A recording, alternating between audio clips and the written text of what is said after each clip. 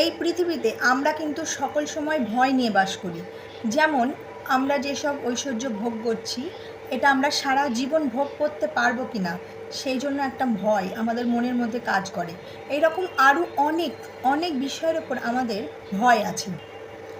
ভোগে রোগের ভয়, উচ্চকুলে পতনের ভয়, ধনে রাজভয়, মানে দৈন্য ভয়। মানে আমরা মানে দৈন্য ভয় মানে কি, আমরা যে মান সম্মান, যে সমস্ত কিছু আমরা অর্জন করছি, সেগুলো সারা জীবন আমাদের থাকবে তো?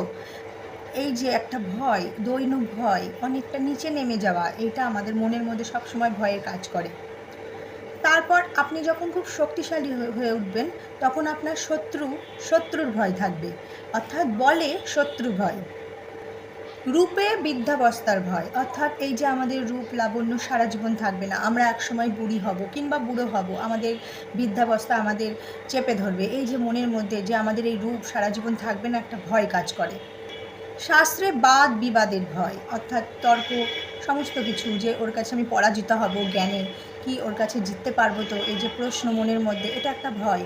এই রকম ভয়ও আমাদের মনে কিন্তু কাজ করে। গুণে দুর্জনের ভয়, অর্থাৎ ও খুব সর্বগুণ সম্পন্না, ওর যে শত্রু হবে না, ওর যে লোকে অপবাদ দেবে না, সেটা তো কখনোই হতে পারে না। একটা মানুষের সর্বগুণ কখনোই হতে পারে না। আর সব থেকে সেটা বড় ভয়, সেটা হচ্ছে দেহে মৃত্যু ভয়, যেটা সবসময় আমাদের মনের মধ্যে থাকে, যে একদিন আমাদের মরতে হবে, এই সুন্দর পৃথিবী ছেড়ে আমাদের চলে যেতে হবে। এই যে ভয়, এটাও কিন্তু সব থেকে বড় ভয়। এইরূপ জগতে মানুষের কাছে কিন্তু সব কিছুই ভয়েরই হয়ে থাকে, সব কিছুই ভয়াবহ, একমাত্র বৈরাগ্য ছাড়া।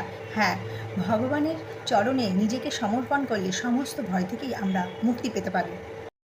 কারণ উদ্দেশ্য তো আগেই তৈরি হয়েছে, তারপর এই মনুষ্য দেহ কিন্তু আমরা লাভ করেছি। তাই উদ্দেশ্যকেও কেবল চিনে নিতে হয়, তৈরি করতে হয় না। যখন কারো চিন্তা ভাবনা, উদ্দেশ্য, লক্ষ্য সব কিছুই পরমাত্মাকে প্রাপ্তি করা হয়, তখন কিন্তু তার মন শুদ্ধ হয়ে যায়, তার মনে আর কোনো রকম ভয় থাকে না।